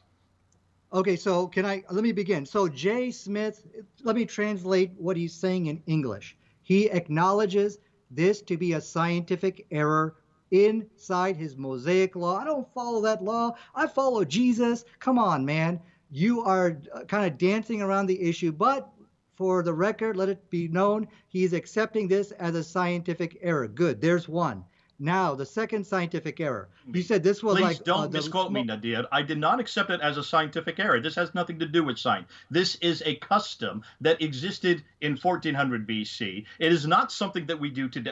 Many people do it today. I don't do it today. We don't do that in the West. And the reason that we don't follow the Mosaic Law, now get it right, I'm not saying that's an error. We don't follow it because we leave it in 1400 BC and we follow Jesus Christ. Please quote me right. All right. This is your time. Go ahead, Nadir. Okay, as you can see, Jay Smith is running away from the scientific error. It's not a scientific error because it was practiced 1,000 in the 4th BC, whatever. Come on, does this stuff make sense to you? What he's doing, he's trying to, I don't know, trying to win the debate here, but I think it's pretty clear to everybody. I think Virgin blood on the bed sheet is ridiculous. It is a scientific blunder. Jay is saying, okay, well, I just don't follow it today. But it's in your book, and it should never be there. It wasn't right 1,000 years ago, and it's not right today. Many women don't have hymens. It can get ruptured from horseback riding, from whatever. Obviously, science today tells us there is no virginity test. That's ridiculous. But Allah, if you look in the Quran or in the Hadith, you will never find that biblical blunder inside there. Now, you said that the Bible in Matthew, I think it's Matthew chapter 31, verse 31 or something, 13:31, it says over there, the kingdom of heaven is like a mustard seed, which a man took and planted in his field. Though it is the smallest of all seeds. What? It is the smallest seeds to you? Jay said he's talking about the seeds which you guys know, that you guys are familiar with. We can look from the text here. It doesn't say anything like that. Jay, very quickly, will you disavow this verse, yes or no? I don't disavow this verse. I absolutely understand what Christ was saying at that time. That's a metaphor. How many times have we said that tonight? Have you noticed? You are still not listening to what we're saying. It's a metaphor for the people at that time. Eddie has said it. I have said it. Almost everybody who is watching this, I'm getting texts right now. They're laughing at you, Nadir. You don't really have much to talk about tonight but the mustard seed. Can you please now get to the material we've asked you about? Can you please answer the questions that Eddie I have asked you, that the man who has just called you has asked you?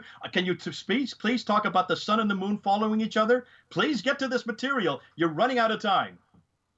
Okay, so now, as you can see, he said, this is what all false religions will try to deceive you. They will try to deceive you into tricking you that this is all metaphorical. Well, you know what? Two can play at that game. Yeah, Jay, all that stuff you pointed about the sun and the moon following each other, that's all metaphorical. Let's all go home. There you go. Look, I can use his same wacky, quacky explanation to explain everything he's saying. But I noticed tonight, I'm not going to do that because whatever he's presenting as scientific miracles can easily be explained. Now, when they say about the sun and the moon following each other, it all depends from which perspective you're talking about. If you're talking about from our perspective, absolutely. One day you can look at the sun coming up, and then you look at the moon coming up. So it definitely, from our perspective, one is following the other. But if you look, so the question tonight is really, what perspective is the Quran speaking of? So now let's get back to the issue about he still cannot accept that bees eat fruit. And this is the astonishing miracle of the Quran. Even people today don't know that. Now I'm going to quote you, honey, bee sweets, do bees eat fruit? Look what they say. The short answer, yes.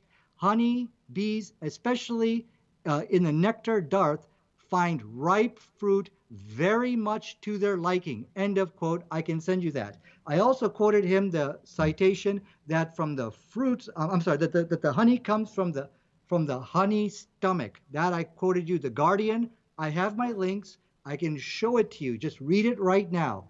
So, Brother as Nadir, we can see, your time is up. able to answer. Yeah. Yeah, your time is up, brother. We appreciate you answering those, although we don't think it's a valid answer or you've even answered them. But the caller that had the heaven first and then the earth, we got those verses. In Surah 79:27, the heaven was made first and then the earth.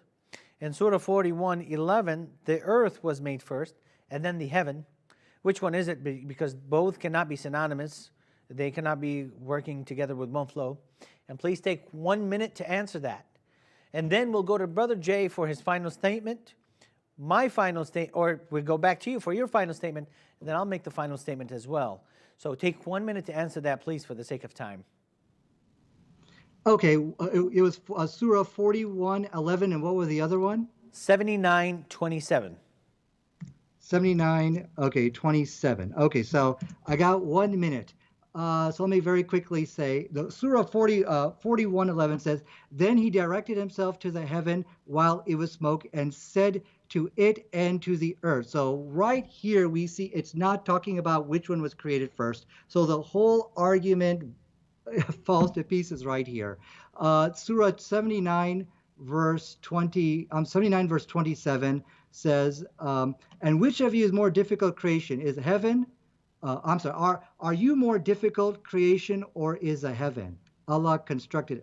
Where's the contradiction? I don't see anything. But contradictions in the Quran or the Bible is definitely a good topic. I think it's, is there any way you can read them in Arabic? You said you speak Arabic, because I'm reading them in Arabic and it says exactly what the caller was saying as well. But if you can read them to yourself in Arabic, because sometimes for those that don't read Arabic, their Arabic is funny when they read the Quran, or maybe sometimes misleading, and I don't want you to be embarrassed by any chance there. So go ahead and read them to yourself in Arabic. We will go to Brother Jay for 4 minutes, his final statement, and then we'll come back to you. We'll give you 4 minutes to prepare an answer for that, and then you can answer it in 1 minute, and then take 4 minutes for your final statement. Dr. Jay? I do not want to have, sorry, Eddie, I'm not going to do a final statement, then have him do after me. I'm sorry, if you could have him do his final statement, then I will end with the final statement. All right, go ahead. Nadir, did you want to give us a final statement? And you can look that verse up, those verses up as well, because in the Arabic, they're saying exactly what that caller was saying. Okay, so let me start my, I'm looking at it in the Arabic. There's nothing about khalaqa, which means to create. There's nothing like that in the verse. But this is off topics. Whether the Quran or the Bible contradict each other, it's a great topic. I would love to do that, but that is off topic. Really what we started to discuss here is where are the scientific errors inside the Quran. Is the Quran a scientific miracles? We went off topic on what I debated in 2008. I'm sorry, Jay, if I wasn't able to answer your question, but as you can see, I had my plate full here to answer everything, and you guys almost had double time than what I had. But anyways, so we learned a lot today. We learned a lot from the Quran. Bees eat fruit. Go ahead and Google it. Do bees eat fruit? We learned that that honey comes from the stomach of the bee. We learned that today. This is stuff which people even in today's world don't know. Now, I've presented my references to Jay. He just kept denying them. Well, I don't think it's like that. I don't think it's like that. But be rest assured, email me, na19711990 @gmail.com. I can present my references to you. But you can just Google the stuff yourself. Just type bee honey stomach, and you'll get so many references for that. I've already provided my reference for that from The Guardian. So 4 scientifically correct statements, back to back. 1, 2, 3, 4. Sorry, a man in the desert 1,400 years ago cannot make those statements. Even if the stuff is observable or is mentioned in the past, if you're copying, well, then you're going to copy a lot of the blunders and the scientific errors if you're doing that. That's a very stupid thing to do. If you're doing your own research, 10-to-1 ratio of scientific errors for 1 correct statement. 4 scientifically correct statements back to back proves the Quran is a scientific miracle. That's the first one. The second evidence which I've presented to you today.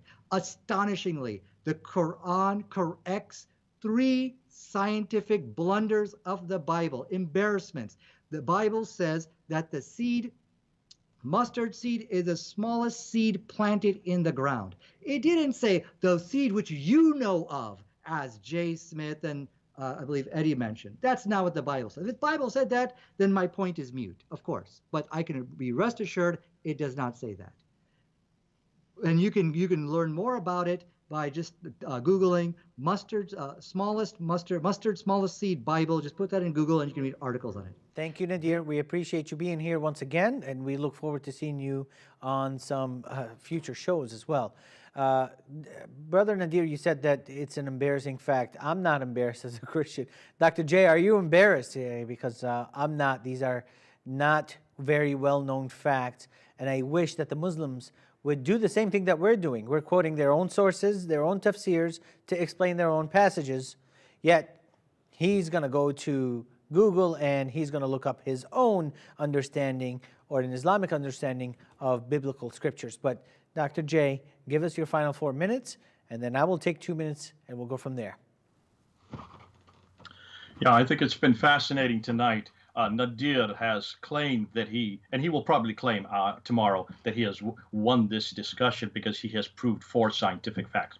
I would like people who are watching to ask whether you think Nadir is correct. Do you think that Nadir has not only supported his evidence? He's using a Guardian article about the fact that there's a stomach called the honey stomach, and he believes therefore honey is made in the stomach. It does not come from the stomach. It comes from, everybody knows that honey comes from honeycombs. The bees bring the nectar to the honeycombs. That's where the honey is produced. He then has spent almost an entire debate, an hour and a half, really coming down on the mustard seed, which had nothing to do with the debate today, trying to claim a biblical error. And he's saying that this is, and though we went over and over, said that this is a metaphor for that time, for the period of that time, so they would understand. He says, okay, let me just use on the sun as an orbit in Surah 21:33 and 36:40 and Surah 91, verse 1 and 2. I'll call that a metaphor. The very thing that he won't accept from us, he is now using for his defense of the sun following the moon. I just caught him out on that. Fascinating how inconsistent Nadir is. Thank God we don't have to be inconsistent like this. Thank God we don't have that problem with the Bible. I'm so glad that I can trust this book. You pretty well, those of you who have watched this debate tonight pretty well have seen that this book's got a lot of problems. We've not gone through a number of areas. He didn't even talk about the dark waters. He really didn't understand the whole things with the different water, the different types of water and the barriers between the water. I think Eddie really helped him with the Arabic on that. But I'm not sitting here to quibble on that. He certainly did not understand about the difficulty with the bees, even though he kept on repeating that I have got some source from a Guardian article. It's fascinating to me that Muslims have to spend so much time trying to find scientific proofs in the Quran. Why is it they're even asking this question? Have you heard Christians doing this? Do we need scientific proofs from the Bible to prove that this is authoritative? Do we even have any schools that go around giving scientific proofs? I wanted to find out if this was so, and I did a bit of Googling today, and it's fascinating that I never took a course on scientific proofs of the Bible because no one even asked that question. It's not a question that should be asked because we have whole different criteria for the Bible as to whether we know its authority or not. A good paper written by Dr. Norman Geisler, and I can send it to you, Nadir. This paper here, if anybody wants it, just ask the station. They'll send it to you. It goes and shows through 11 different areas of how you need to read the Bible. And he talks about metaphors, and he talks about similes, and he talks about many different styles of writing that is not found in the Quran. Before you attack the Bible and you attack these scientific proofs, make sure that you understand what the author is saying. Make sure you understand the genre that is being used. What is fascinating, however, I want to find out if there are scientific proofs in the Bible. And here's a whole page of scientific proofs in the Bible. We could have gone through this and spent another whole hour just on this.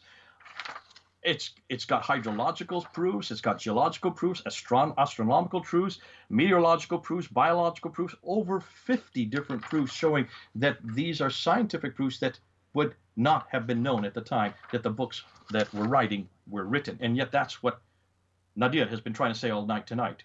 Notice I didn't even have to go to that in the Bible. But this proves to me that there is a real problem with the Quran. If Muslims are this desperate that they have to find these kind of proofs, and there's whole in ministries that are working towards this, then there's something missing in the Quran that we don't have in the Bible. I wish he'd come back to this book. I wish he'd come back to the man behind this book. See, our Jesus does not lie. The Quran, the Bible does not lie. We don't even have this kind of debate. What I would really like to do with Nadir or somebody else is to go and actually ask the questions about how the Quran was put together, whether or not it really is from God or if it is from man. Now, I see my 4 minutes is up, and I'll stop there. It's been a good time. Thanks, Nadir. It's the first time I've met you. It's the first time I've even done a debate on this subject. Thank you for the time that you did spend. I don't think your conclusions are held by most of the people that have watched this discussion. It's been a good discussion. We've been even killed. Thanks, Eddie. You've done a great time moderating. I didn't realize you were actually going to join in this debate. I thought it was just between Nadir and myself. But nonetheless, God bless you. You're an Arabic speaker, and you know the material a lot better than we do when it comes to Arabic. Listen, it's been a great time. God bless you all. This is Jay, over and out. Well, thank you guys for joining us. I wanted to say that if you want to learn the Quran, please try to go to the Arabic, as a lot of Muslims will tell you, because really when you read it in the English, it is deception at its best. It has been really mistranslated. So when I went into these passages and I read in Arabic, he claims that he knows Arabic. He should have known exactly what I was talking about. So when I mentioned the shooting stars as meteorites, or the meteorites as shooting stars that are shot at Satan, I went to chapter 67, verse 5, and in the Arabic, it says exactly that. When I went into chapter 55, verses 19 through 22, about the two seas not mixing together, fresh and water, I went into the tafsirs, fresh and water and salty water. I went into the tafsirs as well in the Arabic, and I was showing him exactly where this was and the word in Arabic so that he can look it up, or maybe he might know it. Any Arabic-speaking person would know, if that is his native tongue, that barzakh is the word of a land barrier. This is a land barrier, not it's still in water. This is a land between two waters.